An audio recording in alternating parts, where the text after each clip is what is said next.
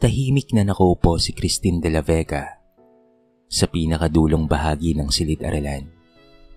Habang abala ang lahat sa kanilang mga kwento at tawanan, siya na may nakatuon lamang sa pagsusulat ng notes. Palaging ganoon ang eksena. Hindi siya bahagi ng barkada. Hindi siya napapansin maliban na lamang kung may panlalait na gagawin ng ilan sa kanyang mga kaklase. "Uy, si Baboy oh! Baka maubusan na naman tayo ng pagkain sa kantin pag nauna siya." Sigaw ng isa, sabay tawanan ng ilan. Hindi na bago kay Christine ang ganoong biro. Masakit, oo. Pero natuto na siyang kimkimin na lamang at gawing lakas ang sakit. Alam niyang hindi siya maganda sa paningin ng iba. Mataba, bilugan ng katawan, at hindi gaya ng mga kaklase niyang payat, sosyal, at laging nakabihis ng uso. Ngunit may isang bagay siyang pinanghahawakan, ang kanyang talino. Lagi siyang nangunguna sa klase. Palaging nasa honor list, at yun na lamang ang nagsisilbing sandata niya laban sa mga panlalait. Sa kabilang dako ng silid, naroon si Melody Ramirez, ang numero 1 nanunokso kay Christine. Payat, maputi, at ubod ng ganda sa paningin ng karamihan. Ngunit ubod rin ng yabang at sama ng ugali. Mahilig siyang pumuna ng kapintasan ng iba upang maitaas ang kanyang sarili. At sa tuwing nakikita niyang nalulumbay si Christine, mas lalo siyang natutuwa. "Christine, baka masira yung upuan na. Ang bigat mo kasi." Bulong ni Melody, pero sinadya niyang marinig ng iba. Nagtawanan naman ang buong klase. Napayuko si Christine at pinilit ng ngumiti. Bagamat ramdam na ramdam ang kirot sa kanyang dibdib. Pero kahit ganoon, may isang tao siyang tinitingala at lihim na iniidolo. Ito ay walang iba kung hindi si Brian Cruz, ang gwapo at sikat na varsity player ng kanilang paaralan. Mabait ito sa lahat, palakaibigan, at halos lahat ng babae ay may gusto sa kanya. Kabilang na nga roon si Christine. Hindi nga lang siya naglalakas ng loob na ipakita ang kanyang damdamin dahil alam niyang imposibleng magugustuhan siya ng isang tulad ni Brian. Isang araw, habang nakaupo sa library, hindi niya inaasahan na lalapit si Brian sa kanya. "Pwede bang makisabay? Hirap ako sa lesson sa math. Baka pwede mo naman akong turuan." Magiliw na sabi ng binata. Nanlaki ang mga mata ni Christine. Hindi makapaniwala na kinakausap siya ng kanyang matagal ng crush. Sa unang pagkakataon, nakaramdam siya ng kakaibang ligaya na para bang may liwanag na bumalot sa kanyang mundo. Hindi niya alam, sa hindi kalayuan, nakasilip si Melody at ilan itong mga barkada. Palihim na nagtatawanan. "Simula na ng pustahan," bulong ni Melody, sabay kindat kay Brian. Habang nakikipag-usap si Christine, dama niya ang kabog ng kanyang puso. Hindi niya namamalaya na ang ngiti at tingin ng binatang matagal na niyang hinahangaan ay puno pala ng kasinungalingan. Sa araw na yon, unang beses niyang nadama ang pag-asa na baka nga may taong handang tumanggap sa kanya kahit anong itsura niya. Pero ang hindi niya alam, na sa likod ng lahat ay merong isang malupit na laro na sisira sa kanyang puso at magbubukas ng isang bagong laban sa kanyang buhay. Sa likod ng mga ngiting ipinapakita ni Brian kay Christine, merong nakatagong lihim na hindi niya kailanman iisiping mangyayari. Bago pa man siya lapitan ng binata sa library, isang plano na ang nabuo sa isip ng barkada ni Brian at ni Melody. "Ano Brian, game ka na ba? Pustahan tayo. Pahibigin mo si Christine. At kung mahulog siya sa'yo, panalo ka. Pero kung hindi, talo ka. At ititreat mo kami." Sabi ni Marco, isa sa mga barkada nilang mahilig mang-asar. Napatingin si Brian kay Melody na noon ay nakangisi. Sige na, para naman matigil na ang ilusyon niya. Hindi ba obvious na patay yun sa'yo? Dagdag pa ni Melody. Sa una, nagdadalawang isip si Brian. Hindi siya masamang tao. Ngunit dala ng barkada at kahiyang baka siya ay mapagtawanan kapag tumanggi, pumayag na lamang rin siya. Okay, fine. Pero make sure secret lang to. Sagot niya habang nakangiti. Ngunit may kaba sa kanyang dibdib. At mula noon, nagsimula na ang kanilang palabas. Tuwing may klase, sadyang hahanapin ni Brian ang pagkakataon para makausap si Christine. Pwede bang ako na lang ang partner mo sa project? Tanong niya minsan. Ikinagulat ito ng dalaga. Sa kantin, inaalok niya ang pagkain niya. Oh, eto. Sa'yo na lang tong extrang burger ko. Baka kasi hindi ka pa kumakain eh. Kahit maliit na bagay, ramdam ni Christine ang atensyong matagal na niyang minimithi. Hindi nakaligtas ang mga ngiting iyon sa kanyang mga mata. Ang mga ngiting akala niya ay puno ng sinseridad. Unti-unti, bumukas ang puso niya. At sa unang pagkakataon, naniwala siyang baka totoo ang pag-ibig. Samantala, sa bawat pagkakataong nakikita ni Melody si Christine na masaya, lalo siyang naiinis. Nakakatawa, nagmumukha siyang tanga sa ginagawa niya. Hindi ba niya alam? Niloloko lang siya. Bulong niya sa mga kaklase habang nagtatawanan ng mga ito. Dumating ang isang gabi. Habang naglalakad pa uwi si Christine, sinamahan siya ni Brian. Alam mo, Christine, hindi kagaya ng iniisip ng iba. Ang talino mo at napakabait mo pa. Swerte kung sino man ang mapapa sa'yo. Wika ni Brian. Napaluha si Christine. Hindi siya makapaniwala na maririnig niya ang mga salitang iyon na matagal na niyang inaasam-asam. Ngunit sa kabilang kalye, naroroon sina Melody at Marco. Palihim na nakamasid at tumatawa. Lagot, mahulog na talaga si Mataba.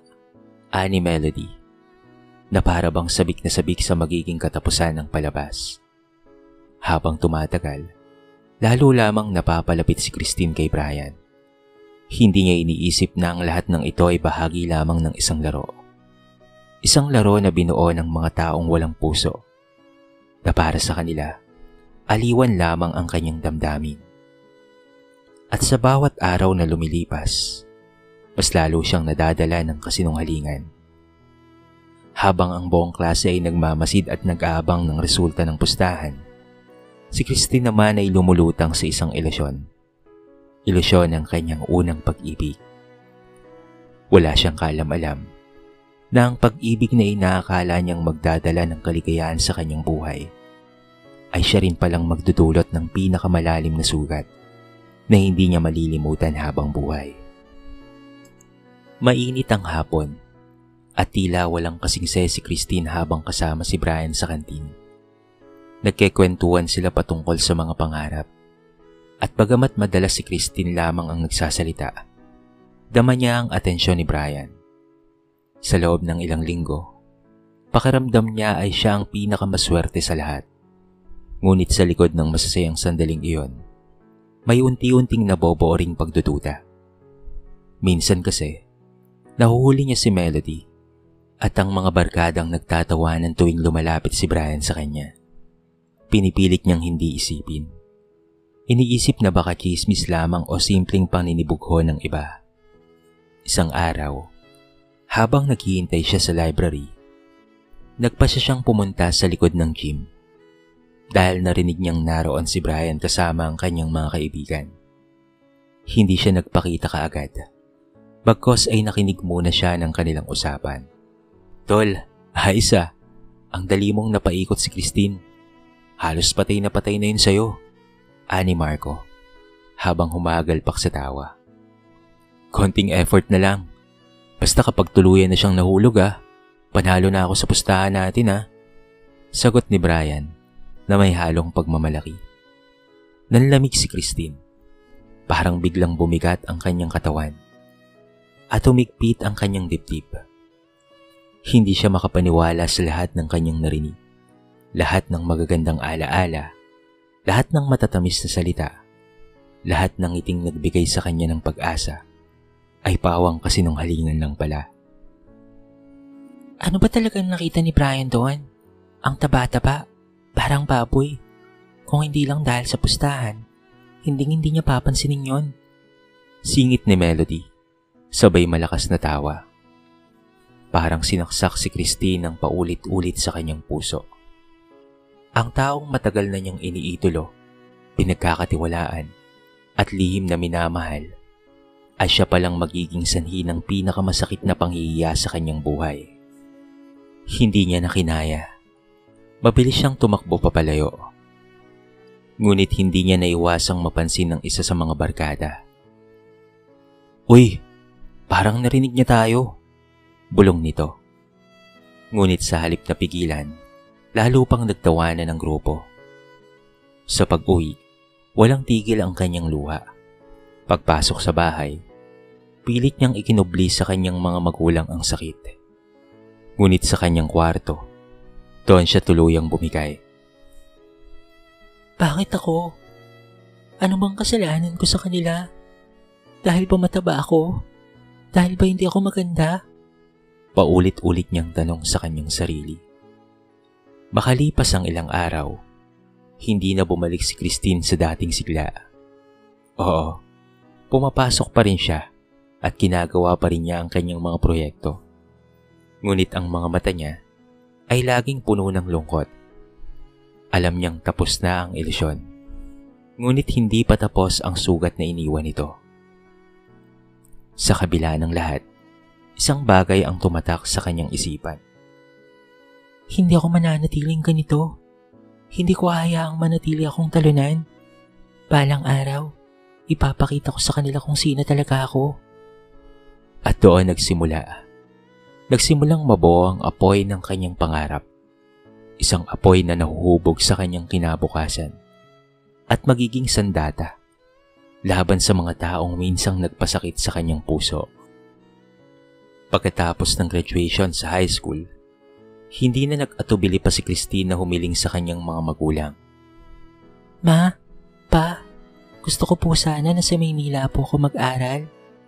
Gusto kong magsimula ulit, malayo sa lahat ng alaala rito. Napatingin ang kanyang mga magulang. Ramdam ang bigat ng tinig ng anak. Batid nilang marami siyang tinitiis sa kanilang probinsya. At kung iyon ang paraan para siya makabangon, buong puso nila itong sinuportahan. Dala ang ilang bag at ang bigat ng mga sugat na iniwan ng nakaraan. Nagtungo si Christine sa Maynila. Sa una, mahirap makibagay. Maingay ang lungsod. Puno ng bagong mukha at tila walang lugar para sa isang simpleng dalagang kagaya niya. Ngunit pinanghawakan niya ang kanyang pangarap na maging isang doktor. Nag-enroll siya sa kursong medisina. Araw-araw, puno ng pagsubok ang kanyang buhay.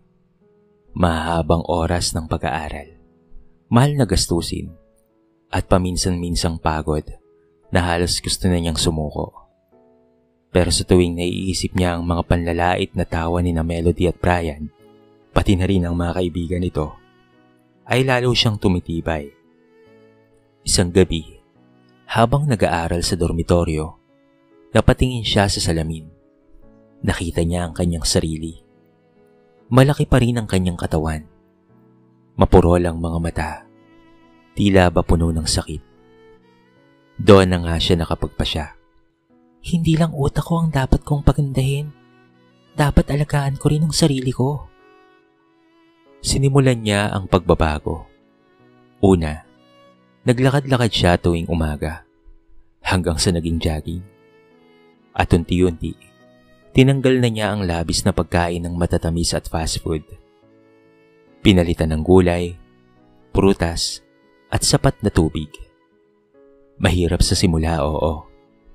Lalo na't madalas siyang tuksuhin ng mga kadorm niya kapag siya ay nagda-diet. Ngunit hindi na siya nagpatinag doon. Lumipas ang mga buwan. Napansin niyang Unti-unti nang nagbabago ang kanyang katawan. Bumaba na rin ang kanyang timbang. Lumalakas siya. At higit sa lahat, tumataas ang kanyang kumpiyansa. Hindi pa siya ganap na maganda at sexy sa paningin ng iba. Ngunit nakikita na niya ang sariling masaya sa salamin. Bukod pa rito, nakatagpo siya ng mga kaibigan sa universidad. Sina Hannah at Jonas. Dalawang kaklase na hindi tumitingin sa itsura, kung hindi sa kabutihan ng tao. Sila ang madalas niyang kasama sa library. At sa tuwing napapagod siya, sila rin ang pumapalakpak sa kanya. Kaya mo yan! Bahalang araw, magiging doktor ka rin, Christine. At higit sa lahat, ay magiging masaya ka. Sabi ng kanyang mga kaibigan. Minsan, naiisip pa rin niya ang nakaraan. Pero imbis na masaktan, ginagamit niya itong gasolina para lalo pang magsumikap. Ang mga pangotya noon ay naging paalala na hindi siya pwedeng manatiling talunan. Pagkaraan ng ilang taon, nakapasa siya sa board exam. Ganap na nga siyang cosmetic doctor. Isang propesyon na nagbigay sa kanya ng hindi lamang tagumpay, kung hindi pagkakataong tulungan ng ibang tao na magkaroon ng kumpiyansa sa kanilang mga sarili. Habang nakatayo siya sa harap ng klinik na sarili niyang itinayo, hindi niya maiwasang mapaluha. Naaalala niya ang dating Christine, yung matabang dalaga na laging pinagtatawanan. Ngayon, siya na ang Christine na kayang ipagmalaki ang sarili. At sa kanyang puso, nagsimulang mabuo ang ideya. Oras na para harapin ang nakaraan. Lumipas ang ilang taon, at para bang ibang tao na si Christine. Mula sa pagiging tahimik at laging binubuli, ngayon isa na siyang kilalang cosmetic doctor sa Maynila. Hindi lamang siya pumayat at nagkaroon ng ideal na katawan. Natutunan rin niyang ayusin ang kanyang sarili. Ang kanyang kutis ay napakakinis na. Ang mga mata niya ay kumikislap, at ang dating lungkot sa kanyang ngiti ay napalitan ng tiwala sa sarili. Napakaganda na ni Christine ngayon. Marami nang humahanga sa kanya. Mga pasyente niya mismo ang nagiging saksi sa kanyang husay at malasakit. Hindi lamang siya tumutulong na magpaganda, kung hindi tinuturuan rin niya ang mga tao na mahalin ang kanilang sarili. Hindi panlabas na anyo ang tunay na sukatan ng tao. Madalas niyang paalala. Ngunit sa kanyang puso, alam niyang pinantay ng kanyang nakaraan ang bawat salitang iyon. At sa kanyang isipan, nagsisimula ng mabuo ang isang ideya ng paghiganti. Hindi sa paraan na mapanakit, kung hindi sa paraang mas masakit pa.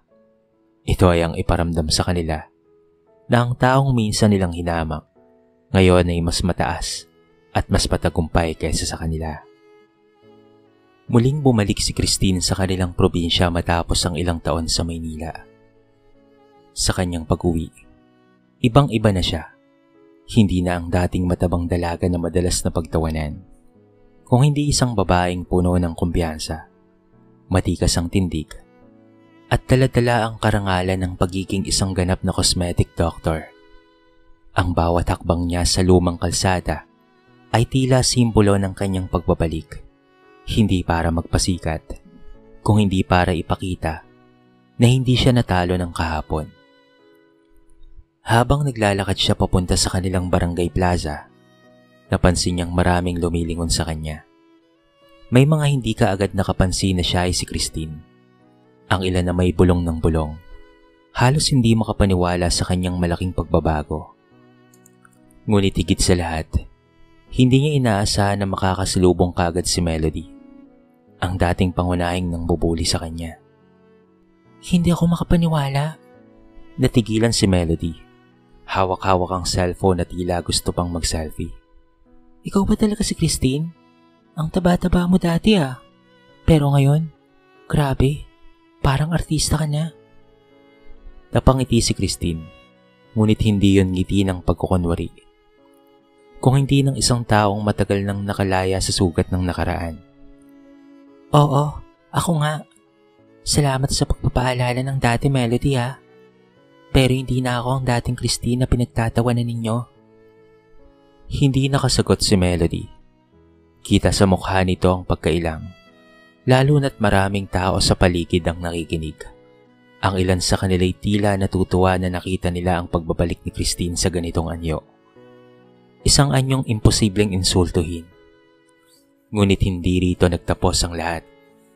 Dumating si Brian, ang lalaking minsang nagpanggap na nagmahal sa kanya.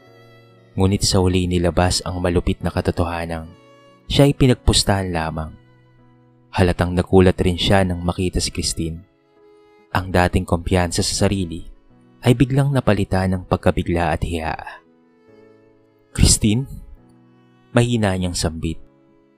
Hindi ko akalaing Na makakabangon ako? Mabilis na putol ni Christine. Tuwid ang tingin sa kanya.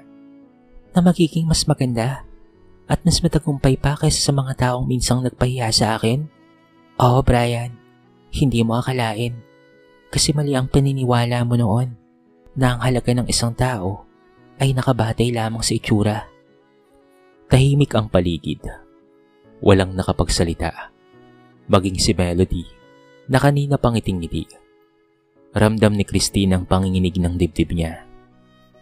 Hindi dahil sa takot, kung hindi dahil sa bigat ng damdaming matagal niyang ikinubli. At ngayon, sa wakas, ay nailabas na niya. Hindi ko ito ginagawa para ipamukha sa inyo ang lahat. Dagdag niya. Malumanay na ang tono. Ginawa ko ito para sa sarili ko. Para sa mga panahong iniyakan ko ang bawat insulto ninyo. Para sa gabing nagtatanong ako kung bakit ako ipinanganak na ganito. At para patunayan sa sarili ko na ang tunay na ganda at tunay na halaga ay galing sa tibay ng loob. Nanatiling tahimik si Brian, nakatungo, habang si Melody na may hindi makatingin ng diretso, para bang sa unang pagkakataon. Doon lamang sila nakaramdam ng hiya. At yun mismo ang sandaling pinakahihintay niya. Ang makaharap ang kanyang nakaraan, hindi bilang biktima, kung hindi bilang nagwagi. Lumipas ang ilang linggo mula nang magbalik si Christine sa kanilang probinsya. Unti-unti nang kumalat ang balita patungkol sa kanya. Ang dating matabang dalagang laging binubuli, ngayon ay isa ng respetadong cosmetic doctor na may sariling klinika sa Maynila. Lalong lumaki ang paghanga ng mga tao nang malaman nilang libre siyang nagbibigay ng konsultasyon sa mga kabataang may insecurities patungkol sa kanilang sarili. Sa kabila ng tagumpay, hindi nakalimutan ni Christine ang sugat ng nakaraan. Hindi para ipamukha, kung hindi para magsilbing aral. At tumating ang pagkakataong iyon nang lumapit mismo si Melody sa kanyang klinika. Nakasuot ito ng mamahaling damit, ngunit bakas ang pag-aalala sa mukha. Christine, mahina ang tinig niya. Pwede pa kitang makausap? Sana matulungan mo ako. Nagulat si Christine, ngunit pinapasok pa rin siya. Habang nag-uusap sila, inamin ni Melody na dumaranas siya ngayon ng depresyon dahil sa mababang kumpiyansa sa sarili. Sa kabila ng pagiging maganda't payat, hindi siya masaya. Siguro kasi masyado akong masama noon. Hindi ko na alam kung paano magsisimula ulit. Halos umiyak na sabi ni Melody. Tinitigan siya ni Christine at sa halip na pangungutya, awa ang naramdaman niya. Melody, noon, pinaniwala mo ako na walang halaga ang tao kung hindi maganda ang katawan. Pero kita mo, kahit gaano ka kaganda, kung ang puso at isip mo ay hindi payapa, wala ring saysay. Kung gusto mong magsimula ulit, magsimula ka sa loob, hindi sa labas. Tumango si Melody. Halos hindi makatingin. Doon niya naunawaan na ang tunay na paghiganti ni Christine ay hindi sa pagpapakita ng ganda o kayamanan, kung hindi sa pagpapakita ng lakas at kabutihan, na iyon ay wala sa kanya. Samantala, ibang eksena naman ang naghintay kay Brian. Lumapit rin ito kay Christine. Dala ang isang bouquet ng bulaklak. Christine, bungad niya. Alam kong wala na akong karapatan. Pero sana, bigyan mo ko ng isa pang pagkakataon. Hindi ko na alam kung papaanong babawi. Pero handa akong subukan. Totoo na ngayon ang nararamdaman ko. Napangiti si Christine. Ngunit hindi ito ngiti ng pag-ibig. Kung hindi ng isang taong tuluyang nakalaya. Brian, minsan na kitang minahal, pero sinaktan mo ako nang hindi mo alam ang halaga ko. At ngayon, nang makita mong may halaga na ako, babalik ka? Hindi ganoon ang pagmamahal, Brian. Ang totoo, hindi ko na kailangan ng pagmamahal mo. Natutunan ko ng mahalin ang sarili ko. At yun ang bagay na hindi mo kailanman naibigay. Halos hindi makasagot si Brian. Sa harap ng maraming tao, ramdam niya ang kahihiyan. Ngunit iyon ang hustisyang matagal nang hinihintay ni Christine. Hustisyang hindi kailangan ng sigaw o galit, kung hindi ng matatag na pagtindig sa sarili. Sa huli, umalis si Brian, dala ang bigat ng kanyang kasalanan. Si Melody na may nagpasalamat at nagsimulang magbago. At si Christine, nanatiling matatag, handang gamitin ang kanyang tagumpay para magbigay ng inspirasyon sa iba. Ang kanyang paghiganti ay natapos hindi sa pagkawasak ng kanyang mga kaaway, kung hindi sa pagpapakita na walang makakatalo sa taong marunong bumangon, magpatawad at magmahal sa sarili. Mula sa isang dalagang laging binabansagan at pinagtatawanan, naging huwaran si Christine de la Vega ng katatagan at tagumpay. Ang lahat ng sakit na naranasan niya noon ay naging pundasyon upang patunayan na hindi kailanman dapat sukatin ang halaga ng tao batay sa kanyang itsura. Sa Maynila, patuloy na lumago ang kanyang klinika. Marami siyang natulungan. Mga kabataang minsang nakaranas rin ng pangotya, mga taong nawala ng tiwala sa sarili, at maging ang mga dating kaaway na ngayon ay natuto ng magpakumbaba. Ang kanyang kwento ay nagsilbing inspirasyon, hindi lamang sa kanilang probinsya, kung hindi maging sa mga taong nakakarinig ng kanyang pangalan. Si Melody na minsang umalipos na sa kanya, ay nagsimulang sumailalim sa counseling at unti-unting tinanggap ang kanyang pagkakamali. Natutunan niyang ang tunay na kagandahan ay hindi nasusukat sa payat o magandang katawan, kung hindi sa kabutihan ng loob at respeto sa kapwa. Si Brian naman na minsang naglaro ng kanyang damdamin ay naiwan na may daladalang bigat ng pagsisisi. Sa bawat pagtingin niya kay Christine mula sa malayo, batid niyang ang pagkakataong minsan ay nasa kanyang kamay ay tuluyan nang naglaho, at yun ang kanyang tunay na kaparusahan. Samantala, si Christine ay nanatiling mapagpakumbaba. Hindi siya nagpakulong sa kanyang nakaraan, bagkus iginawa niyang inspirasyon ang lahat ng kanyang pinagdaanan. Ang kanyang paghiganti ay hindi upang sirain ang kanyang mga dating kaaway, kung hindi upang ipakita na kaya niyang umangat at maging mas mabuting tao. Sa kanyang mga pananalita sa isang seminar kung saan siya inimbitahan bilang guest, malinaw ang kanyang mensahe. Ang tunay na ganda ay hindi lang nakikita sa salamin. Nakikita ito sa tibay ng loob, sa pagrespeto sa sarili, at sa kakayahang bumangon kahit ilang ulit tayong ibagsak ng iba. Kung minsan, ang mga sugat ng kahapon ang siyang nagiging daan para masilayan natin ang tunay na liwanag ng bukas. At doon nga natapos ang kwento ng isang dalagang minsang pinagtawanan, ngunit ngayon tinitingala, hindi lamang dahil sa kanyang ganda, kung hindi dahil sa kanyang puso at paninindigan. Sa kwentong ito ay marami tayong mapupulot na aral. Isa na nga riyan ay ang huwag manghusga batay lamang sa panlabas na anyo, sapagkat hindi natin alam ang kinabukasan ng isang tao. Isa pa, ang tunay na kagandahan ay nakikita sa kabutihan ng loob at respeto sa sarili. At ang panghuli, ang paghiganti na may kabuluhan ay ang pagpapakita na kaya mong magtagumpay sa kabila ng lahat ng iyong pinagdaanan. Dito na po nagtatapos ang ating maiksing kwento sa araw na ito. Sana po ay nagustuhan nyo at sana po ay kinapulutan nyo ng maraming aral. Kayo mga kabarangay, anong masasabi nyo sa ating kwento? I-comment nyo naman sa baba ang inyong mga reaksyon at babasahin natin ang lahat ng yan.